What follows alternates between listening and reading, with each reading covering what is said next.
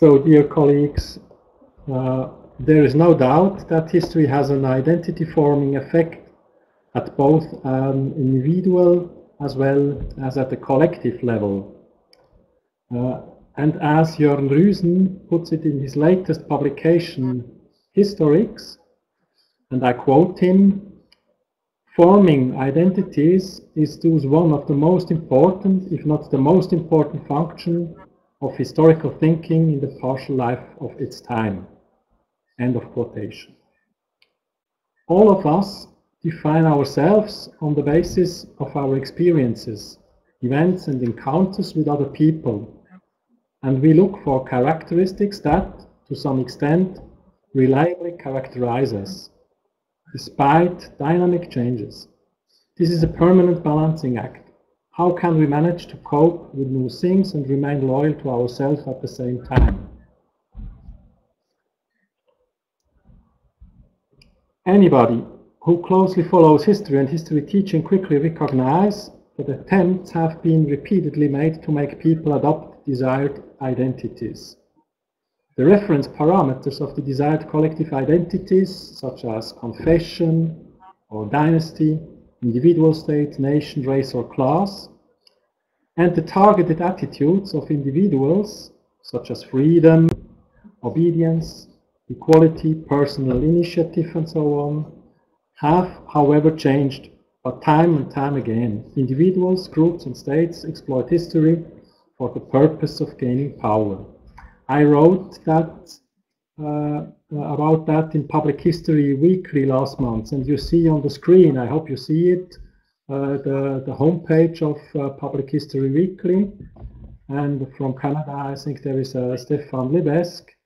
He is one of the core authors, and Public History Weekly opens every Thursday morning in Europe, every Thursday morning with a new initial post. And I think it's a quite interesting possibility, this blog journal, to discuss these things. Can you understand me? Is it okay with the sound? Yes, we understand, and we can see the Public History Weekly too. We hear you, and we can see it. I put the link of this article in this presentation, and you can download also the presentation. So if you'd like to go to this article about this identity, you can read it there. Of course, exhibition makers, politicians, as well as history teachers and textbook authors should provide accounts or narratives to which visitors, citizens, or students can respond, yes, I like that, and it makes sense to me. And that's the way I would also like to act, that suits me. But the narrative that sets norms can be criticized and will be criticized. And that's why it is such a difficult task to develop history textbook, and that's the topic of my presentation today. And I'd like to talk about the history books in Switzerland, and thank you very much again for inviting me to your community. And I hope that my presentation will allow us to discuss history teaching and learning, and maybe also a little bit history textbooks nowadays.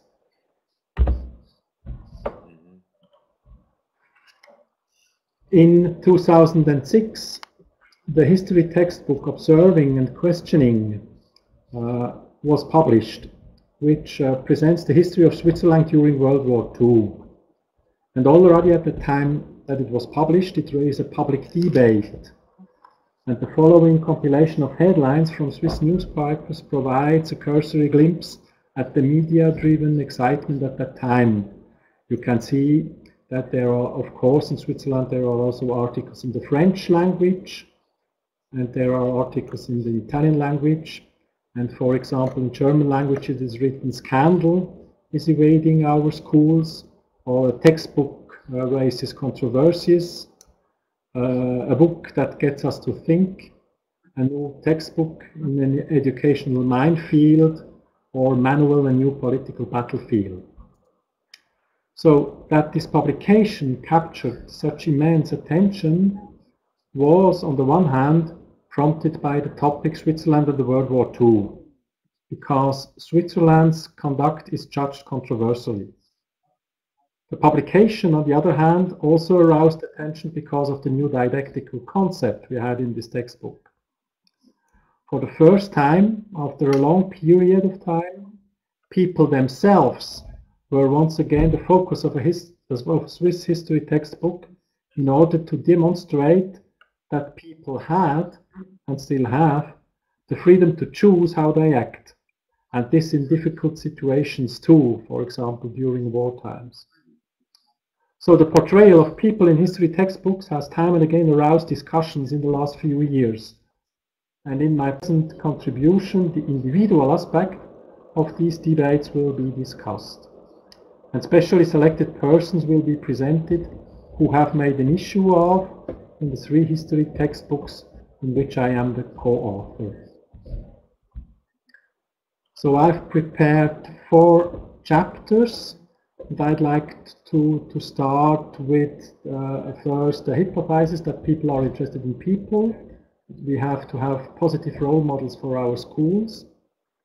Then in the second chapter, I'd like to talk about the history textbook observing and questioning. And then in the third one about history textbook, it's forgetting or remembering. And finally, the history textbook, Many Ways, One World. Is that okay for you if I go on like that? Can you hear me?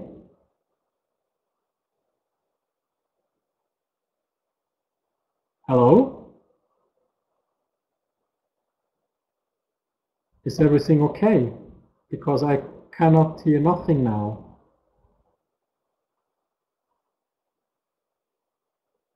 Hello? Can you hear me still? Can you still hear me?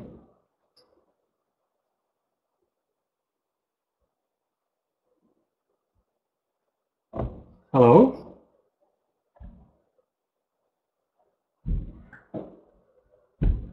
Is there a problem out there? Because I cannot hear nothing now.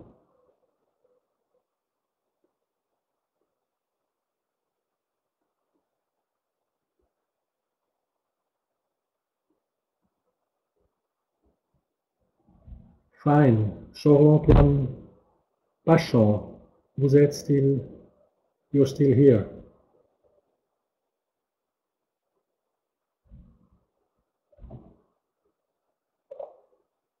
Is there anybody out there?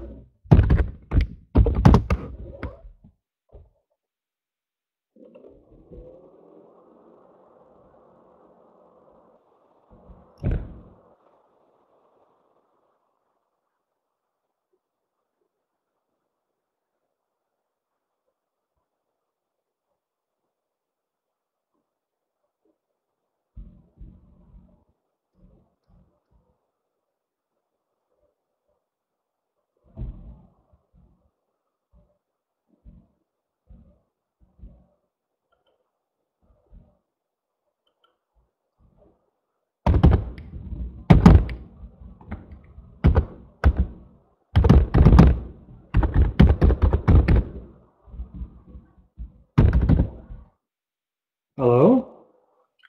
Hello? Yes, can you now hear? I can hear you. No We are problem. back.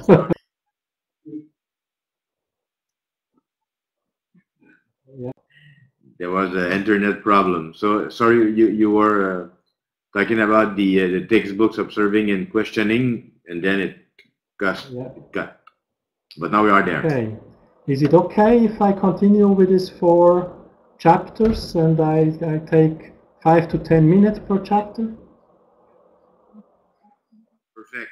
We are there. I hope that we won't have any more problems with the internet, but it should be okay. So then I start with some theoretical aspects about these positive role models for our schools.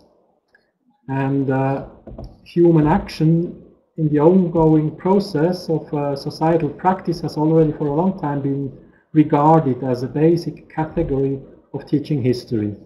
And the German history didactic Ulrich Meyer, for instance, notes that, and I quote him, humans acting within the structural relations of the respective time are the central subject of history. And Manfred Spitzer coined the formulation, and I will support him. It's not the historical facts and dates that drive humans, but rather emotions, stories, and in particular other people. End of quotation. If people with faces and names, people in their living environment, people with their action and their suffering have hardly been found in teaching Swiss history and Swiss history textbooks, then this has much to do with the bad experiences that had been made in the past, when history was conveyed in a personalized manner. Only too often rulers and political leaders had been presented who had only able to achieve what they had accomplished, due to the support of an immense number of unknown helpers, and sometimes even on the backs of a large unnamed labor force. This caused an inadequate view of history among many students, a view that highlighted individuals who seemed to determine the course of history all on their own, and that presented the large majority of people as an anonymous, passive and powerless mass. Bertolt Brecht, I don't know whether you know him, touched upon and criticized this glorification of man making history in his most famous poem, Question of a Reading Worker. Can you still hear me? Yes, yes.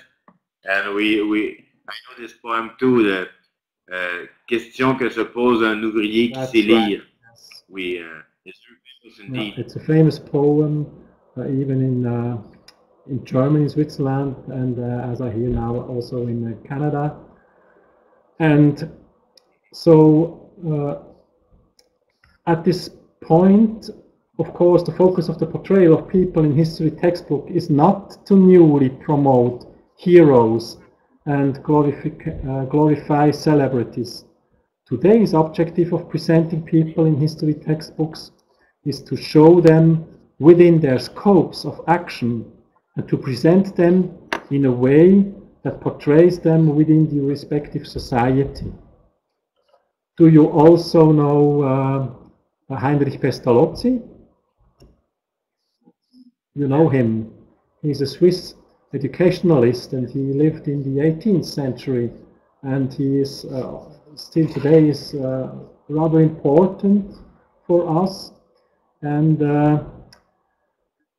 he already considered this relationship between an individual and society, and expressed his thoughts as formulated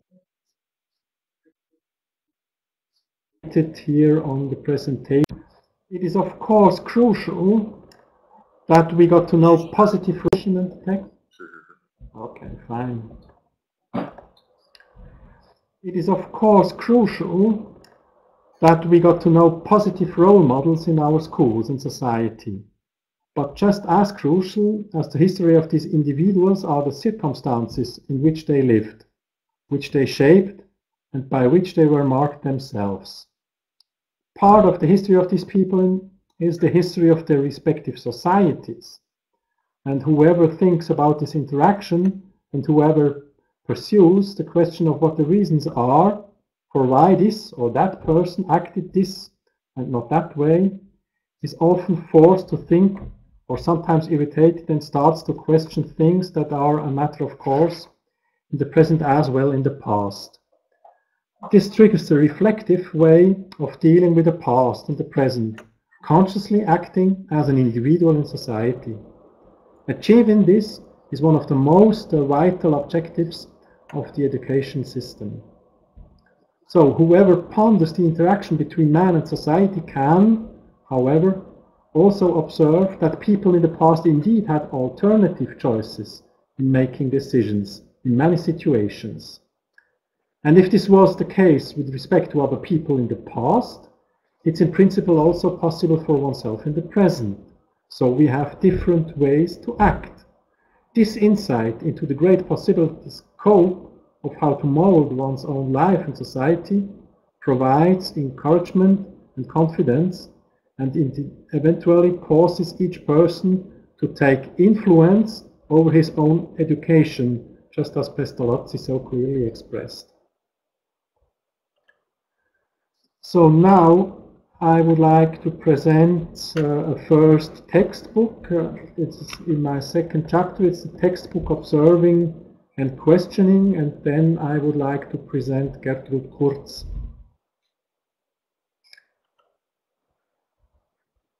New findings were behind the textbook Observing and Questioning, Switzerland at the time of National Socialism in the light of topical questions. Findings that were provided by the Independent Commission of Experts, I call it ICE, on the controversial judged history of Switzerland during the period of National Socialism, and the commission was set up by a decision of the Swiss Parliament in 1996 and funded with a considerable budget of 25 million Swiss francs. The commission was mandated to carry out historical and legal investigations on select areas of Switzerland's troubled history during the Second World War. In particular, the trade in gold and foreign currency transactions conducted by Swiss banks, as well as the relationships between Swiss industrial and commercial companies and the National Socialist economy were to be examined. A further key issue put into focus was Switzerland's refugee policy. The commission consisted of international experts and was independent, and the findings of this commission were made public in 26 volumes. The work of the Historical Commission, however, aroused great short-term attention in the media, but it was hardly noticed in schools. In addition, different people responsible for school education noticed that crucial aspects of the history of Switzerland during the Second World War were not yet made an issue. Oftentimes, there was a lack of depictions of Switzerland's relationship to the German Reich, or of Swiss financial policy. Everybody thought that Switzerland would be a state by its own, and I didn't know, and I didn't mention it, that Switzerland was also very well connected to this German Reich. So this resulted in a desire in politics and science too to work through the new findings of the ICE for school education as well as for the broader public. And then the publisher of teaching materials for the Canton of Zurich therefore reacted positively to our idea of developing a new history textbook on the topic of Switzerland and the time of the National Socialism. The new textbook wasn't meant to be designed as a mandatory history textbook, but rather as a supplementary learning environment. And the textbook was also intended to address those interested in history who wanted to occupy themselves with this outside of the school environment, who were interested on an individual basis as a topic theme of significance to Switzerland. Not only did the background history trigger many debates, but the didactical concept also gained attention. On the one hand, for the first time ever in German-speaking education arena, a history textbook had been developed strictly on the basis of a competence model, but that's not the topic now to explain that. Maybe we can discuss it afterward if you are interested in that. But on the other hand, we, the authors, we chose to portray individuals acting in their respective society in the publication, because we were convinced that, just as the controversially judged past, biographical stories of both individual as well as of different people allowed the best access to the issue for many readers. And so this first chapter, you can see it on the presentation, this first chapter, People in Switzerland in the time of the Second World War, loose depicts the life and work of various people. Can you still follow me? Yes.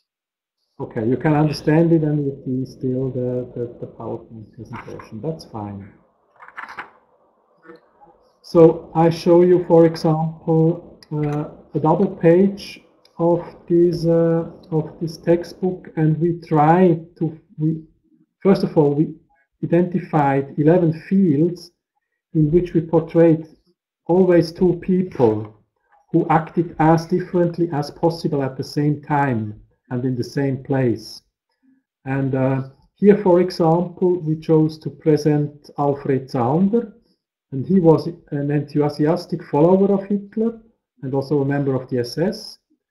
And in contrast, on the other page, Maurice Bavot, who had attempted to kill Hitler and consequently received the death sentence and was later executed. So we identified 11 fields, and we always chose two persons who acted differently at that time. And also, for example, another field, of course, was dealing with the refugees. And there we selected Gertrud Kurz.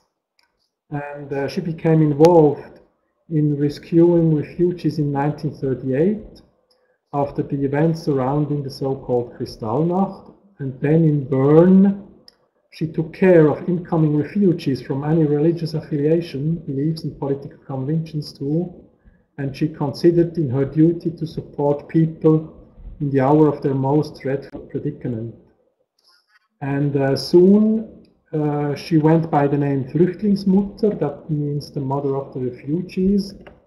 And she wanted to help refugees as unbureaucratically as possible, but without infringing the authorities' guidelines.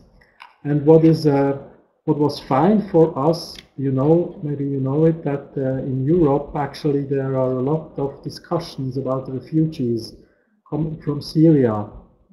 And in the newspaper they portrayed it again, Gertrud Kurz, and they said that she was presented in our textbook and she's a positive role model. So that was one of these voices to support people that help refugees.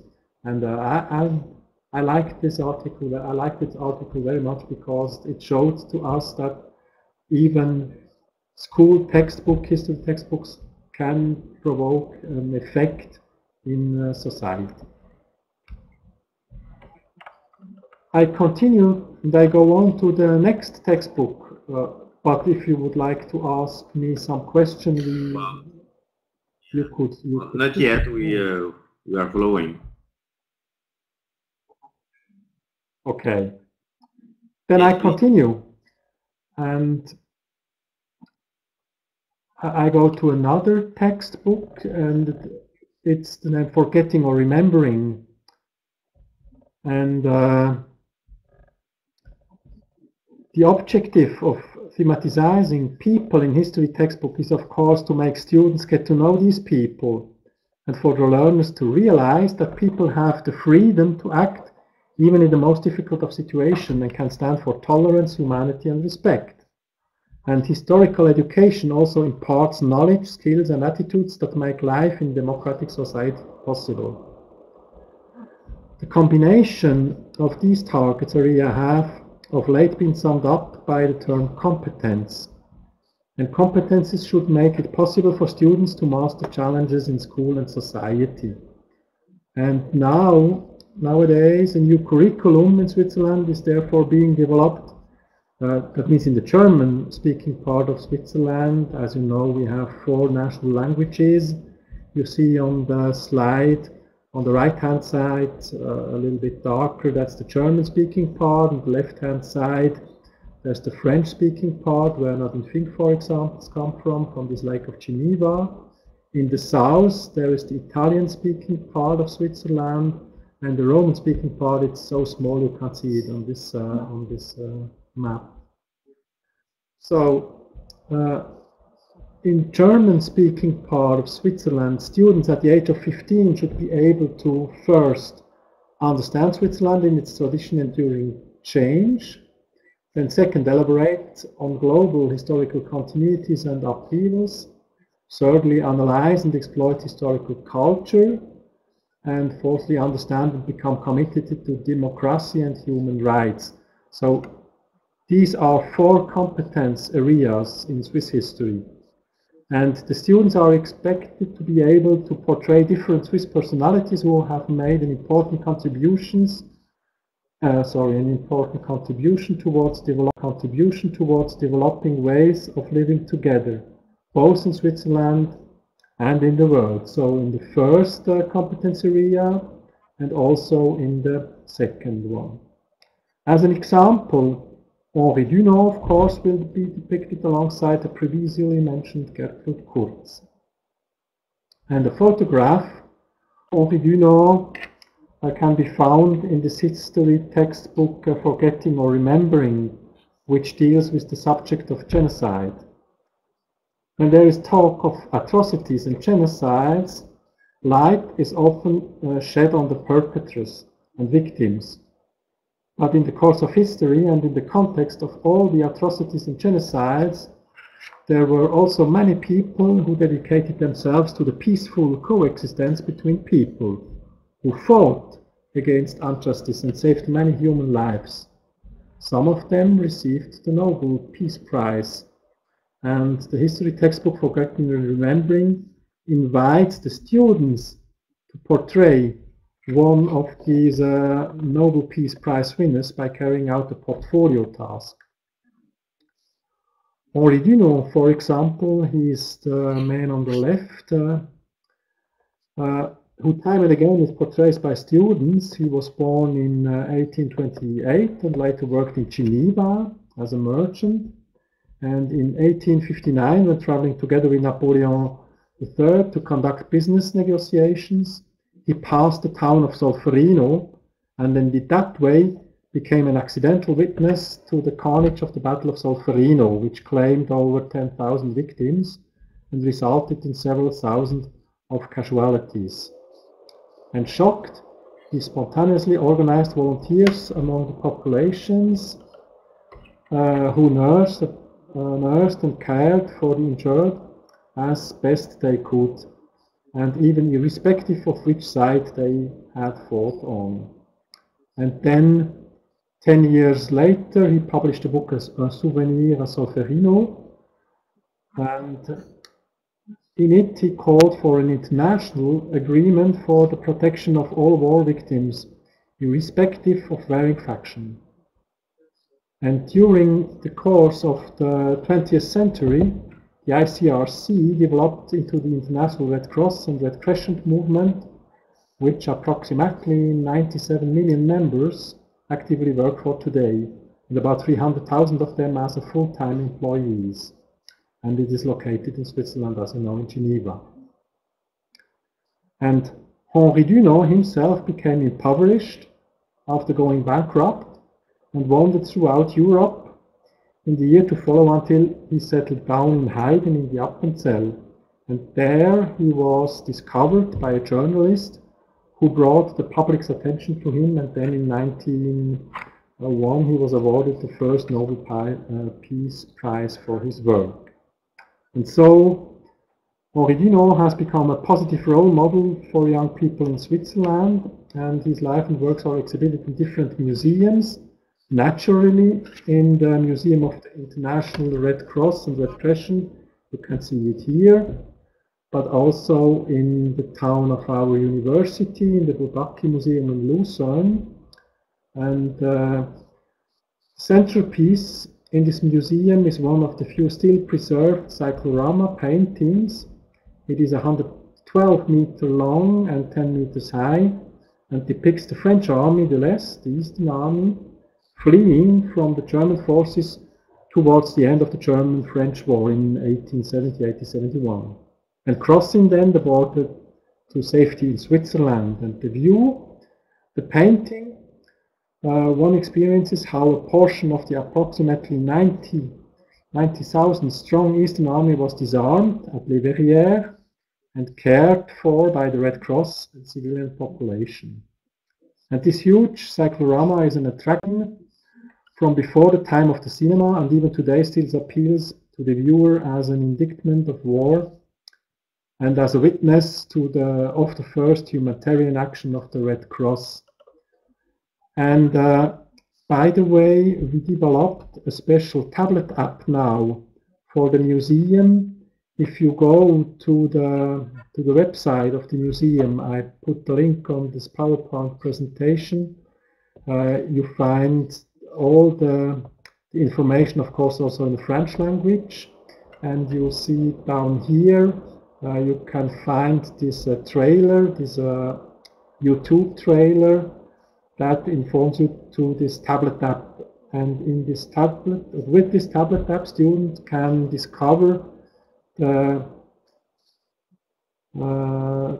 these huge paintings by themselves with this tablet, and then on this tablet they encounter a lot of persons from that time, from the French part, from the French army, but also from the Swiss part, from the Swiss army too, but also, of course, of these people lived in this little village, Les Verrières, and they put on these about 90,000 soldiers in their town. So this was the second textbook for getting or remembering, also with this tablet app for the Bourbaki panorama, and I go on for about 10 minutes if it's okay with the third history textbook, Many Ways, One World. Is it okay for you? Oui, it is. It is. I thought that the camera that you can see me, but yes, that's what I was making signs to say it's okay. So I'm sorry. I thought that you saw me. Well, it is okay.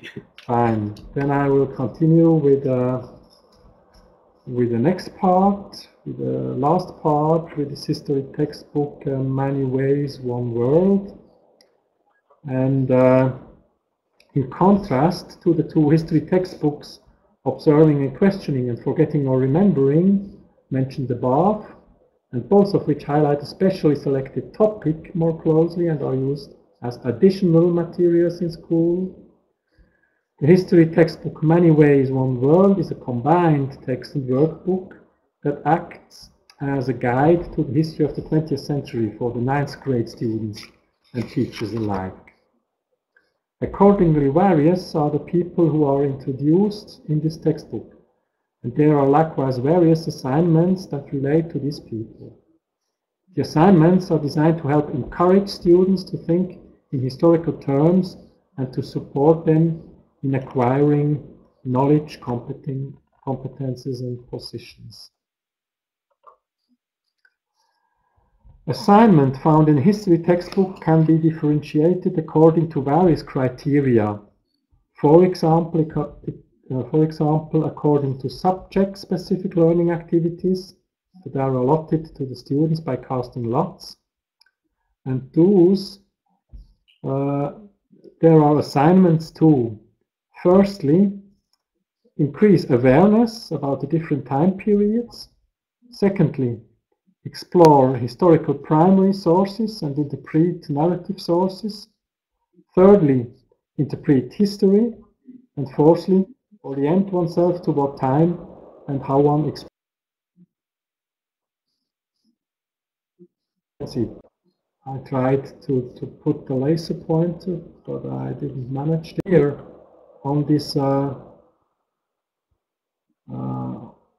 I tried to put the laser pointer, but I didn't manage it.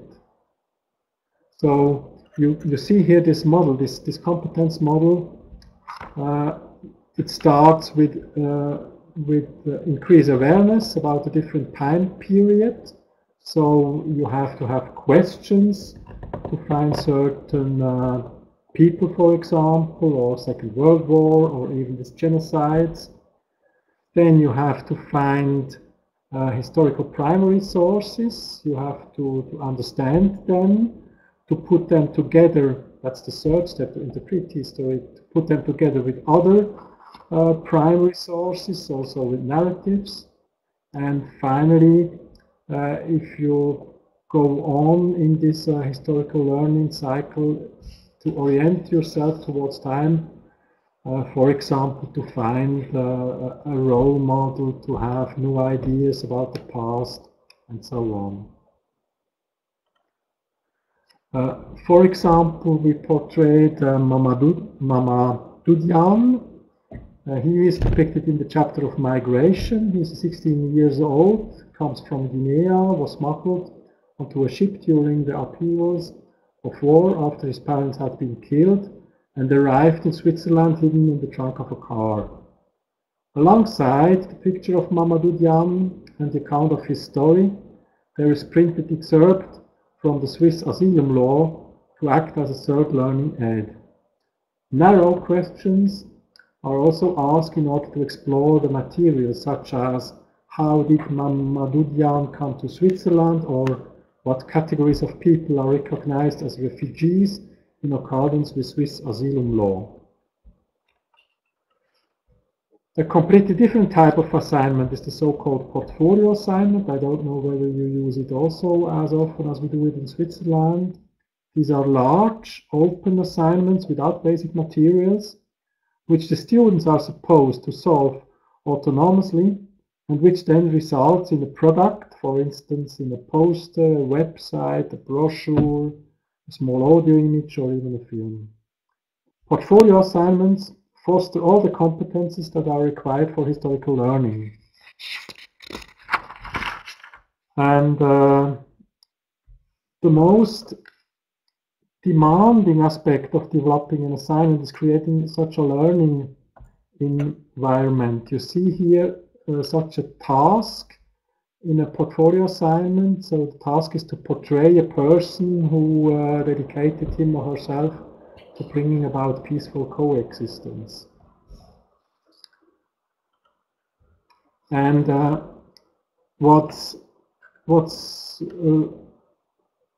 really the most demanding aspect is also to developing an assignment, creating a learning environment. And for that purpose, various materials are compiled for a chosen topic. And the students are asked to carry out a number of different tasks. You see here, for example, a double page from the learning environment of Anne Khong. She was born in Phnom Penh, and after a non-troubled childhood found herself in the middle of war turmoil, and then came to Switzerland later on. And students have to look for materials to her, and then at the end to make a known narrative about her history and about the genocide in Cambodia. So, as we all know, historical learning is a process in which students first gain awareness about the changes in time periods, for example, in this genocide or Second World War, then create a new context for interpretation, having explored historical primary sources and interpretative narrative sources, as well as, of course, having identified causes and effects, and then being oriented towards value judgment of the present and past on the basis of history and the way it eventually developed. So, in conclusion, in order to make this process succeed, it is first of all vital to capture the students' interest, and secondly, to present history so that it can be grasped. And in history textbook, that's why we think both of these aspects must be achieved as well, and namely through portraying real people in all their humanity. And you see on the right-hand side of this presentation, you see our newest textbook. It's a book about people with moral courage, and You have, for example, in there the story of Rosa Parks. As you certainly know it, you can download also this new textbook. It's available in the internet, and but only in German language, of course, nowadays. And there are a lot of new portraits of different people.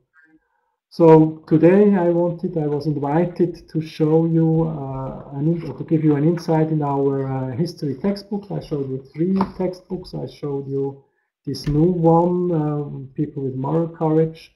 I talked about this tablet application in a museum. And in all these textbooks, we think that that we can help students to build up their individual and social identity through portrayal of people. And now, of course, I hope that you understood my presentation, and I'm really curious about your questions. Thank you very much.